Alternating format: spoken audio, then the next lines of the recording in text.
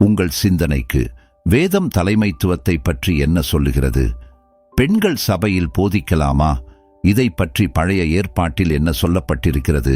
இயேசு கிறிஸ்து தன்னுடைய வாழ்நாளில் இதை பற்றி ஏதாவது சொல்லியிருக்கிறாரா? இது போன்ற கருத்துக்களை கடந்த 2 காணொளிகளில் தியானித்தோம். இந்த காணொளியில் அப்போஸ்தலருடைய நடபடிகள் புத்தகத்தில் பெண்களுக்கு தலைமை பொறுப்பு வழங்குவது பற்றி வேதம் என்ன சொல்லுகிறது? ஆதி திருச்சபையில் பெண்கள் போதித்தார்களா என்பது பற்றி இந்த காணொளியில் வேத தியானத்தை நீங்கள் கேட்கலாம்.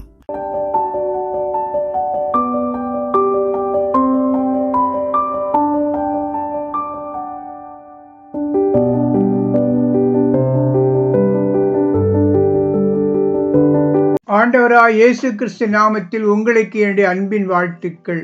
உங்கள் சிந்தனைக்கு என்கிற என்னுடைய செய்தியை கிரமமாக கேட்டு வருகிற உங்களுக்கு என்னுடைய நன்றியை தெரிவித்துக் கொள்கிறேன். இந்த செய்திகள் உங்களுக்கு பிடித்திருக்கும் என்றால் இந்த சேனலை மற்றவர்களுக்கு அறிமுகம் செய்து வையுங்கள். இதுவரைக்கும் நீங்கள் சப்ஸ்கிரைப் பண்ணாமல் இருந்தால் சப்ஸ்கிரைப் பண்ணி இந்த பெல் பட்டனை அழுத்தும்படியாக கேட்டுக்கொள்கிறேன். அப்படி நீங்கள் அழுத்தும் பொழுது என்னுடைய செய்தியை பற்றியுள்ள நோட்டிபிகேஷன் உங்களுக்கு தானாக வந்து சேரும்.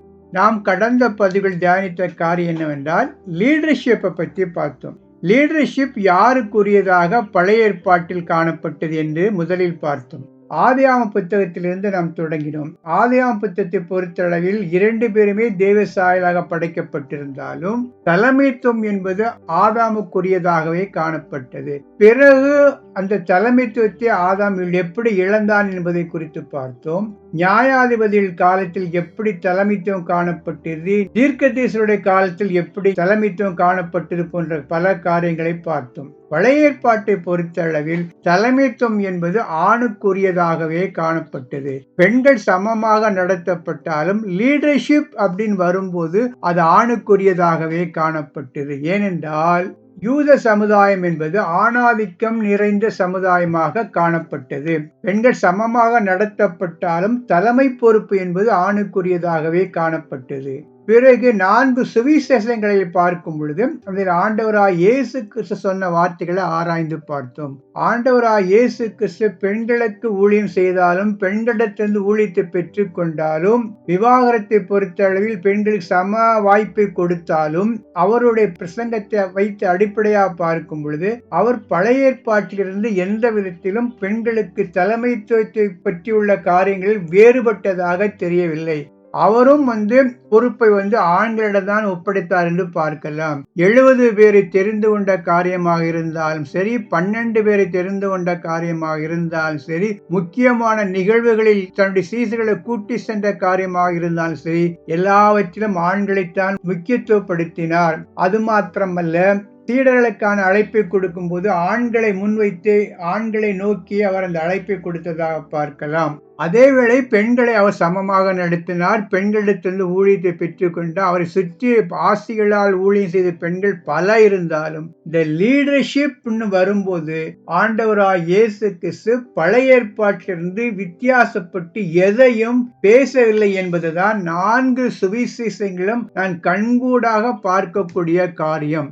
இந்த பதிவில் பார்க்கக்கூடிய காரியம் என்னவென்றால் அப்போஸ்தலர் நடவடிக்கைகள் புத்தகத்தில் எவ்வாறு பெண்களுக்குரிய காரியத்தை பற்றி சொல்லப்பட்டிருக்கு என்பதை இப்பொழுது பார்க்கலாம். அப்போஸ்தலர் நடவடிக்கைகள் புத்தகத்தில் பெண்களை பற்றி பல குறிப்புகள் காணப்படுகின்றது. குறிப்பாக முதல் அதிகாரத்திலே பார்க்கும் பொழுது பெந்தைக்கோஸ்து நாளுக்கென்று அவர்கள் ஆயத்தமாக ஜெபிக்கிற அந்த ஜெப கூட்டத்தில் பெண்கள் காணப்பட்டதாக அப்போஸ்தலர் நடவடிக்கைகள் 1:14 பார்க்கலாம். அங்கே இவர்கள் எல்லாரும் ஸ்திரீகளோடும் இயேசுவின் தாயாகிய மரியாளோடும் அவருடைய சகோதரரோடும் கூட ஒருமனப்பட்டு ஜெபத்திலும் வேண்டுதலிலும் தரித்திருந்தார்கள். அங்கே இவர்கள் எல்லாரும் ஸ்திரீகளோடும் இயேசுவின் தாயாக மரியாளோடும் இருந்ததாக பார்க்கலாம். ஜெபித்த ஒரு காரியத்தை பார்க்கலாம். பிறகு 2:18 பார்க்கும் பொழுது பெண்களுக்கு தீர்க்க தரிசன வரத்தை பெற்றுக் கொண்டதாக பார்க்கலாம். பெண்களும் தீர்க்கதரிசிகளாக மாறின காரியத்தை பார்க்கலாம். 5:14 பார்க்கும் பொழுது திரளான புருஷர்களும் ஸ்திரீகளும் விசுவாசம் உள்ளவர்களாகி கர்த்தரிடமாக அதிகமாய் சேர்க்கப்பட்டார்கள். திரளான பெண்கள் சபையில் சேர்க்கப்பட்ட காரியத்தை பார்க்கலாம். அடுத்ததாக பார்க்கும் பொழுது அப்போஸ்தலர் நடவடிக்கைகள் 6:1 பார்க்கும் பொழுது கிரேக்க விதவைகளும் சபையில் இருந்ததாக பார்க்கலாம். அந்நாட்களிலே சீஷர்கள் பெருகின போது கிரேக்கரானவர்கள் தங்கள் விதவைகள் அன்றாடக விசாரணையில் திட்டமாய் விசாரிக்கப்படவில்லை என்று எபிரெயருக்கு விரோதமாய் முறுமுறுத்தார்கள். அடுத்ததாக 8 பார்க்கும் பொழுது பவுலாகிய சவுல் சபையை துன்பப்படுத்தின போது பெண்களையும் துன்பப்படுத்தியதாக பார்க்கலாம். சவுல் வீடுகள் தோறும் நுழைந்து புருஷரையும் ஸ்திரீகளையும் இழுத்துக் கொண்டு போய் காவலில் போடுவித்து சபையை பாழாக்கிக் கொண்டிருந்தான்.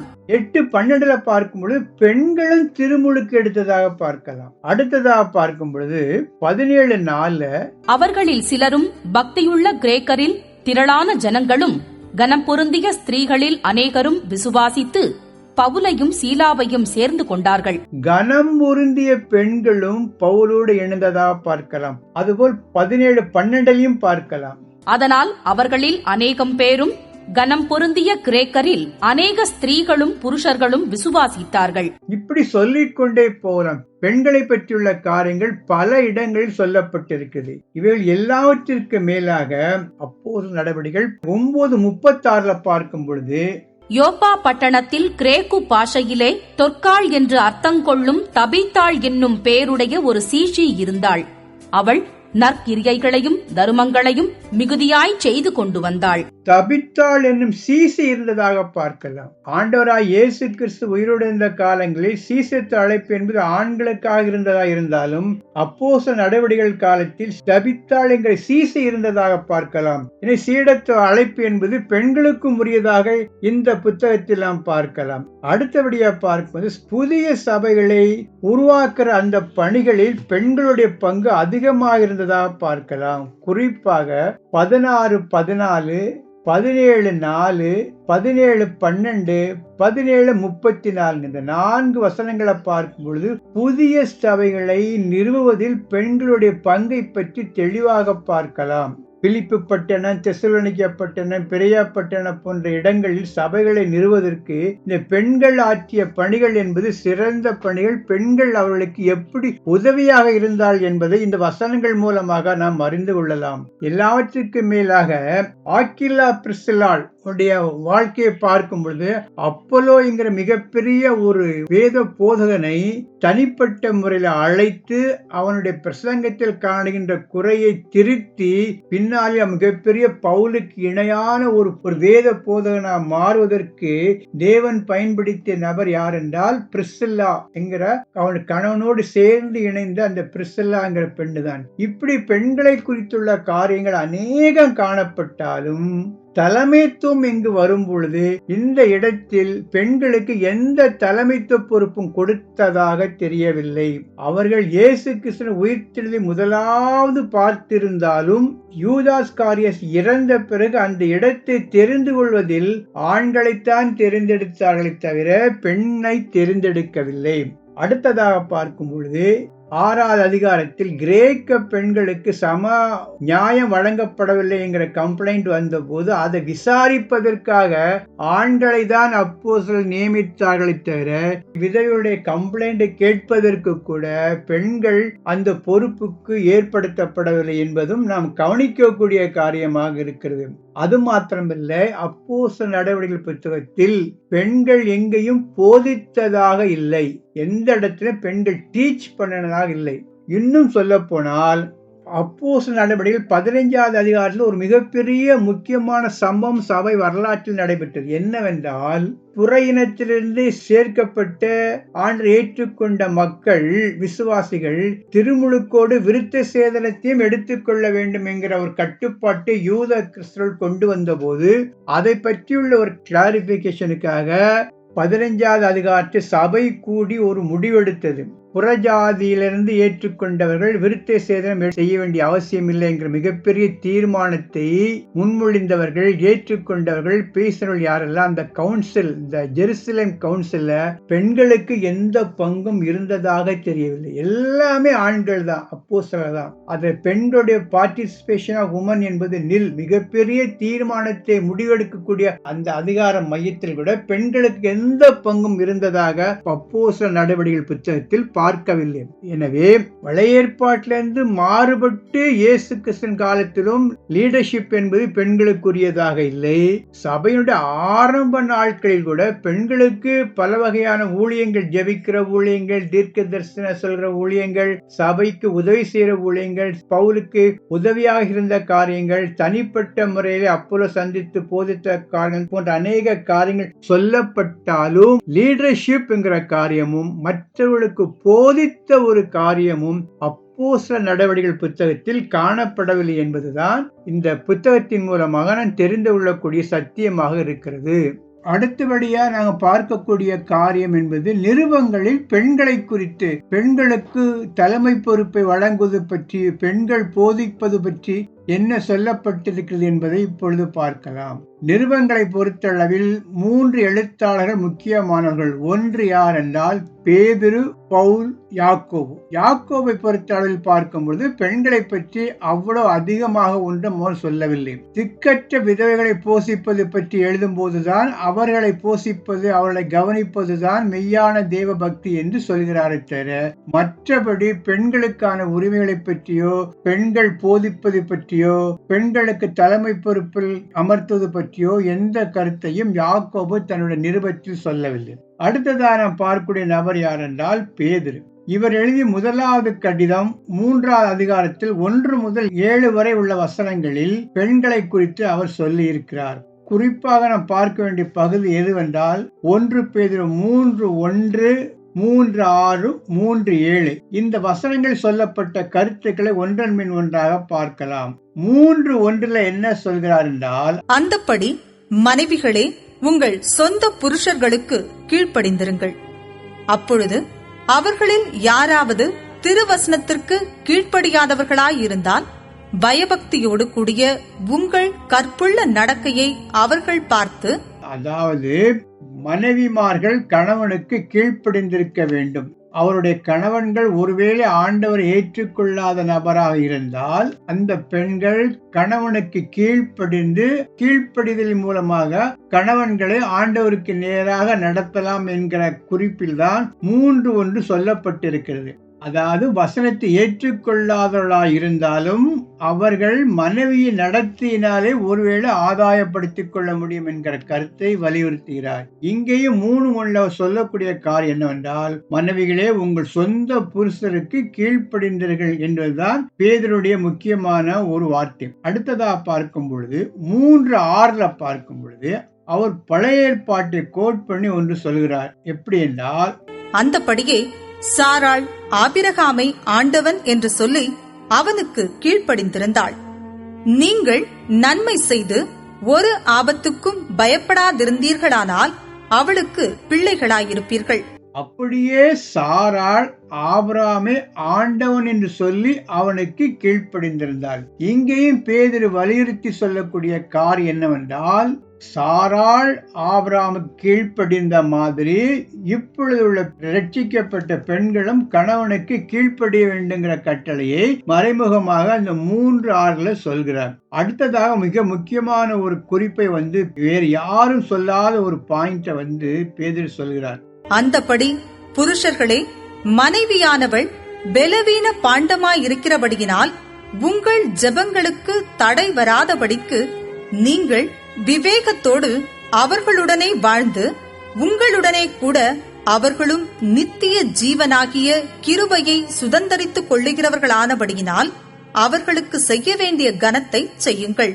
அதில் என்ன சொல்லப்பட்டிருக்கிறது என்றால், வீக்கர் வெசல், பலவீனமான பாண்டம் என்று பெண்களை பேதுரு குறிப்பிடுகிறார். பலவீனமான பாண்டம், வீக்கர் வெசல் என்பதை பற்றி பேதுரு எதுவும் தெளிவாக குறிப்பிடவில்லை. ஒரு டிஃபைன் பண்ணி இதுதான் வீக்கர் வெசல், இதுதான் பலவீன பாண்டம் என்று பேதுரு எதை பற்றியும் குறிப்பிடவில்லை. ஆனால் ஒரு சில மொழிபெயர்ப்புகளை பார்க்கும் பொழுது இப்படி பார்க்கலாம். எப்படி என்றால், அவர்கள் பலவீனமான இயல்புடையவர்கள் என்று சொல்லப்பட்டிருக்கிறது. பெண்கள் பலவீனமான இயல்புடையவர்கள் என்று சொல்லப்பட்டிருக்கிறது. எங்கேயும் பார்த்தால் பெண்களை ஒரு பலசாலி என்றோ, ஆவிக்குள்ளான ஒரு பலசாலி என்றோ, மனதில் பலசாலியான பெண் என்றோ சொல்லப்படவில்லை. பேதுரு இங்கு என்ன சொல்கிறார் என்றால், அவர்கள் வீக்கர் வெசல், பலவீனமான பாண்டம் என்றுதான் பேதுரு சொல்கிறார். எனவே பேதுருவை பொறுத்தளவில் பெண்களுக்கான ஒரு அபிப்பிராயம் என்னவென்றால், அப்பெண்கள் கணவனுக்கு கீழ்ப்படிந்திருக்க வேண்டும். பழைய ஏற்பாட்டில் சாராள் ஆபிரகாமுக்கு கீழ்ப்படிந்த மாதிரி இப்பொழுதும் பெண்கள் கணவனுக்கு, சொந்த புருஷனுக்கு கீழ்ப்படிந்திருக்க வேண்டும்.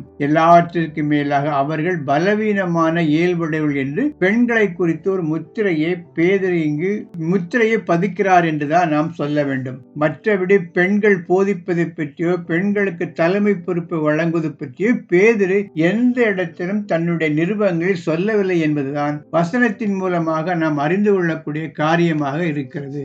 அடுத்ததாக பவுல் பெண்களை குறித்து சொல்லிய காரியங்களை இப்பொழுது ஒன்றன் மேல் ஒன்றாக பார்க்கலாம். பெண்களை குறித்து பவுல் சொல்லிய கருத்துக்கள் பலவிதமான விமர்சனங்களுக்கு உள்ளாக்கப்பட்டது.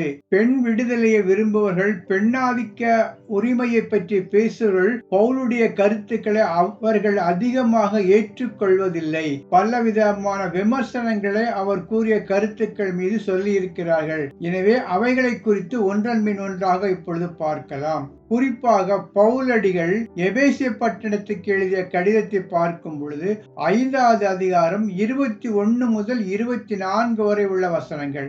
தெய்வ பயத்தோட ஒருவருக்கொருவர் கீழ்ப்படிந்திருங்கள். மனைவிகளே, கர்த்தருக்கு கீழ்ப்படுகிறது போல உங்கள் சொந்த புருஷருக்கும் கீழ்ப்படியுங்கள். கிறிஸ்து சபைக்கு தலையாய் இருக்கிறது போல புருஷனும் மனைவிக்கு தலையாய் இருக்கிறான். அவரே சரீரத்திற்கும் இரட்சகராய் இருக்கிறார். ஆகையால் சபையானது கிறிஸ்துவுக்கு கீழ்ப்படுகிறது போல மனைவிகளும் தங்கள் சொந்த புருஷர்களுக்கு எந்த காரியத்திலேயும் கீழ்ப்படிந்திருக்க வேண்டும். 21 பார்க்கும் பொழுது தெய்வ பயத்தோடு ஒருவருக்கொருவர் கீழ்ப்படிந்திருங்கள். இதுல சொல்லப்பட்ட கீழ்ப்படிந்திருங்கள் என்கிற வார்த்தை சபை விசுவாசிகள் தாழ்மையோடு இருக்க வேண்டுங்கிற கருத்தில் சொல்லப்பட்ட கருத்தை தவிர மற்றபடி பெண்களுக்கான கருத்து அல்ல. அடுத்த 22 தான் மிகவும் முக்கியமான வார்த்தை. 22 பார்க்கும் பொழுது, மனைவிகளே கர்த்தருக்கு கீழ்ப்படுகிறது போல உங்கள் சொந்த புருஷனுக்கும் கீழ்ப்படியுங்கள். மிக முக்கியமான பகுதி இது. கர்த்தருக்கு நாம் எந்த அளவுக்கு பயபக்தியோடு கீழ்ப்படுகிறோமோ அதே போல மனைவிகள் கணவனுக்கு கீழ்ப்படிய வேண்டுங்கிற கட்டளையை பவுல் இங்கு மனைவிமார்களுக்கு கட்டளையிடுகிறார். அடுத்த 23 பார்க்கும் பொழுது, கிறிஸ்து சபைக்கு தலையாய் இருக்கிறது போல புருஷனும் மனைவிக்கு தலையாய் இருக்கிறான். அவரே சரீரத்திற்கும் இரட்சகராய் இருக்கிறார். கிறிஸ்து சபைக்கு தலையாயிருக்கிறது போல ஹெட், புருஷனும் மனைவிக்கு தலையாயிருக்கிறான். எப்படி சபைக்கு தலை யார் என்றால் கிறிஸ்து தான். அதே போல ஒரு குடும்பத்துக்கு தலை யார் என்றால் கணவன் தான். மனைவிக்கு தலை யார் என்றால் புருஷன் தான் என்கிற கருத்தை தெளிவாக பவுல் சொல்கிறார். சபை எப்படி கிறிஸ்துவுக்கு கீழ்ப்படுகிறதோ அதே போல குடும்பத்தில் மனைவிமார்கள் கணவனுக்கு கீழ்ப்படிய வேண்டுங்கிற கட்டளையை மிகவும் தெளிவாக குறிப்பிடுகிறார். அது மாத்திரமல்ல, 24 பார்க்கும் பொழுது, சபையானது கிறிஸ்துவுக்கு கீழ்ப்படுகிறது போல மனைவிகளும் தங்கள் சொந்த புருஷர்களுக்கு எந்த காரியத்திலும் கீழ்ப்படிந்திருக்க வேண்டும். திரும்ப திரும்ப கீழ்ப்படிதல் என்கிற வார்த்தையை பவுல் பயன்படுத்துகிறார். புதிய ஏற்பாட்டை பொறுத்த அளவில் சப்மிட், கீழ்ப்படிந்திருங்கள் என்கிற வார்த்தை மனைவிகள் கணவனை குறித்து சொல்லப்பட்ட காரியத்தை தவிர அது கணவன்மார்களுக்கு மனைவியை குறித்து சொல்லப்பட்ட காரியமாக வேதத்தில் சொல்லப்படவில்லை. மனைவிகள் தான் கணவனுக்கு கீழ்ப்படிந்திருக்க வேண்டும் என்று சொல்லப்பட்டிருக்கிறது தவிர கணவன்மார்கள் மனைவிக்கு கீழ்ப்படிந்திருக்க வேண்டுங்கிற காரியம் சொல்லப்படவில்லை. இந்த அத்தாரிட்டிங்கிற ஒரு பார்வையிலே இந்த பகுதிகளை நாம் பார்க்க வேண்டும். எனவே குடும்பத்தில் அத்தாரிட்டி யார் என்றால், அதிகாரம் படைத்தவர் யார் என்றால் கணவன் தான். அந்த கணவனுக்கு மனைவிகள் கீழ்ப்படிந்திருக்க வேண்டும். சபைக்கு எப்படி கிறிஸ்து தலையாயிருக்கிறாரோ அதே போல குடும்பத்திற்கு கணவன் தலையாயிருக்கிறார் என்கிற கருத்தை இந்த எபேசிய பட்டணத்துக்கு எழுதிய கடிதத்தில் பவுல் தெளிவாக விளக்குகிறார். இந்த செய்தியின் இறுதிப் பகுதியை அடுத்த காணொளியில் கேட்கலாம்.